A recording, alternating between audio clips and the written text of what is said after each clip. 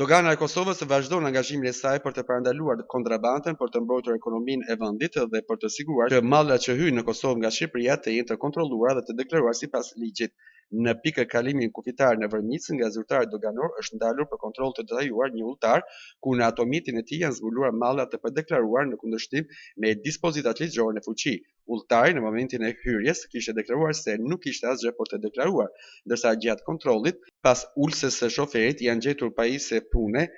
disqe për gdhëndje druri 196 copë dhe llampa koke për ndryshim elektrik 61 copë. Mallrat e lartë përmendura janë ndaluar përkohësisht deri në përfundimin e procedurave ligjore, ndërsa ndaj udhëtarit është iniciuar procedurë për kundërvajtje doganore. Po në pikën kufitare në Vërmicë, gjatë kontrolleve të rregullta doganore është identifikuar një rast i tentativës për shmangje të obligimeve doganore. Pas deklarimit të palës se nuk kishte mallra për të deklaruar, gjatë kontrollit të detajuar në vijën e dytë, zyrtarët doganor të pikës së kalimit kufitar Vërmicë kanë hasur në mallra të padeklaruar konkretisht 153 pako me plur kolagjeni, nga 200 gram secila, të cilat ishin të vendosura në bagazh dhe për të cilat e pala nuk kishte paraqitur asnjë faturë apo dokumentacion përcjellës. Malli është ndaluar përkohësisht deri në përfundimin e procedurave të mëtejshme, ndërsa ndaj palës është iniciuar procedurë për kundërvajtje doganore